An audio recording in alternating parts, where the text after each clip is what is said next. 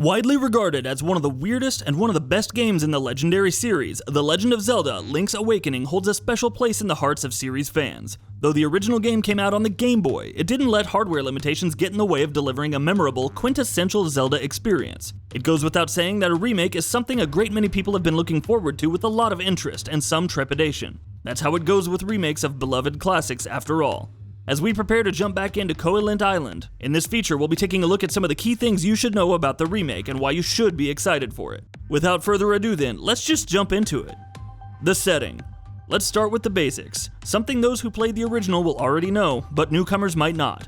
Unlike most other Zelda titles, Link's Awakening isn't set in Hyrule. It is instead set on Koholint Island, an idyllic place with quirky inhabitants and a regular monster population that you'd expect from this series. At the beginning of the game, Link's ship is caught in a storm, and when he wakes up, he finds himself on the island, after being rescued by a girl named Marin. From here, he embarks on a quest to awaken a being known as the Windfish in order to escape the island, for which he needs to traverse across Koholint and gather 8 instruments. New art style. On the Game Boy, Link's Awakening looked very much like a continuation of A Link to the Past's art style, within the limitations and restrictions of the Game Boy hardware of course. But with the Switch remake, Nintendo have gone for something a bit different. The Link's Awakening remake adopts a retro-modern art style, featuring toy-like character models and a world designed like a diorama. It's very different from the stuff we've seen in the series in the past, but given that this is Link's Awakening, different and weird are things that we should all be expecting anyway. Presentation changes. The original Link's Awakening was based on a tile design, with the entire world and all the dungeons being separated into various tiles. When players moved to the edge of one tile, the screen shifted over to the next tile. Not being bound by the Game Boy's hardware limitations anymore, Link's Awakening obviously won't need to do that. That said, some sections of the game's dungeon won't fit the entire screen, because their puzzles or bosses had been specifically designed to work within the original game's tile design. The Link's Awakening remake also has a tilt shift effect for exaggerated depth of field effects. According to series producer Eiji Aonuma, this was done to evoke the visual effects and feel of the original game. Developer. The Legend of Zelda: Link's Awakening Switch remake isn't being developed in-house at Nintendo. Instead, its development is being handled by Grezzo, the developers of the 3DS RPG Ever Oasis. They also worked on the 3DS remaster of Luigi's Mansion, but more notably, they have experience with Zelda games as well, having worked on the 3DS remasters of Ocarina of Time and Majora's Mask. Color Dungeon. The Switch remake isn't the first time Nintendo are going back to Link's Awakening. They also remastered the original game for the Game Boy Color, and other than updated visuals, Link's Awakening DX also included a new dungeon, called the Color Dungeon. As you may have guessed, the Switch remake includes this dungeon as well, so all the content Link's Awakening has ever had is going to be in this remake. Equipment. Owing to the limited number of buttons available on the Game Boy, Link's Awakening required players to constantly keep switching out equipment and items based on the enemies or puzzles that they faced. It could be a bit of a hassle, to say the least. With the remake though, Nintendo have made some quality of life improvements. For starters, your sword and shield are now equipped permanently, which means you no longer have to keep switching them in or out. Meanwhile, some other items like the Pegasus boots and the power bracelet also become permanently equipped once you acquire them. Minigames and side-scrolling sections.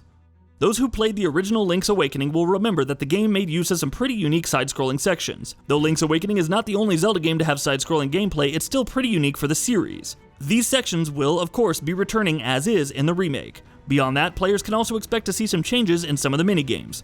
For instance, the Claw Crane minigame will now have more realistic physics. Other additions. There are a few other additions that'll impact the gameplay, beyond the aforementioned quality of life changes. For instance, the game will now have fairy bottles. These bottles can be obtained by completing challenge dungeons.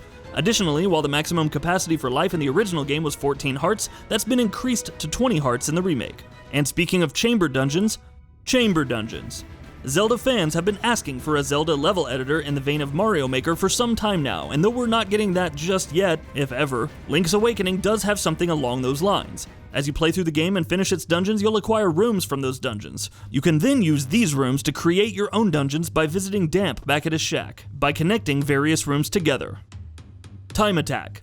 Chamber dungeons might not have the same freedom of creation that a proper level editor might offer, but it's still something that promises to increase replay value in a game that isn't the longest. But there will be some more content to do just that as well. Players will also be able to complete these dungeons in a time attack mode. Doing so will give you the aforementioned fairy bottles.